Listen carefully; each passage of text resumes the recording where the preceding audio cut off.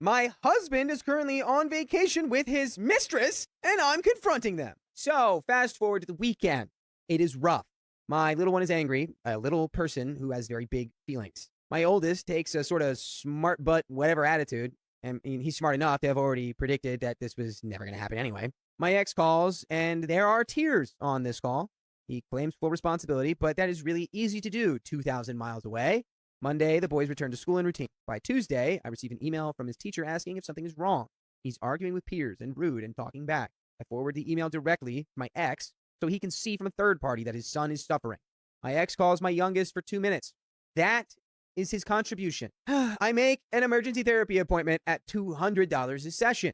When I send my ex the invoice, there is no response for a full week. Then he texts me saying, "We have never discussed him returning to therapy.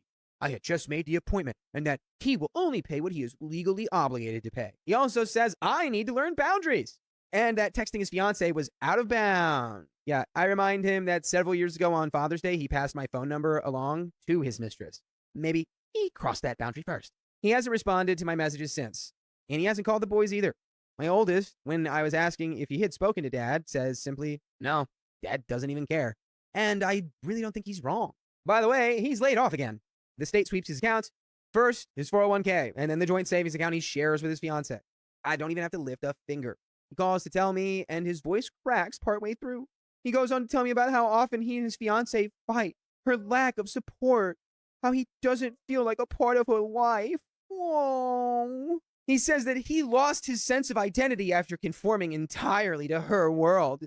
He says it's more than likely over between them, and he's considering moving back. He then says she doesn't know how to communicate properly. All of the air leaves my body. He said those exact same things about me for years.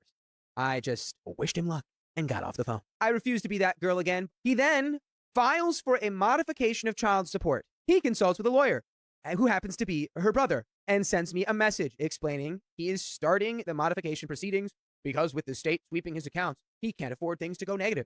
I let 8 months of missed child support and missed parenting time and missed therapy invoices come pouring out of me on that phone call. He admits he didn't think it was going to go like that and that he expected me to be supportive and understanding. Sorry, buckaroo, that girl is long gone. So here's my plan for court. I'm going to tell him I'm not coming. Make up something believable and act dismissive like I'm just throwing my hands up and letting him have this one.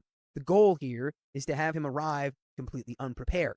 And then I walk in with everything. Proof he hasn't paid for therapy, or orthodontics, sports, or lessons, even when he was fully employed.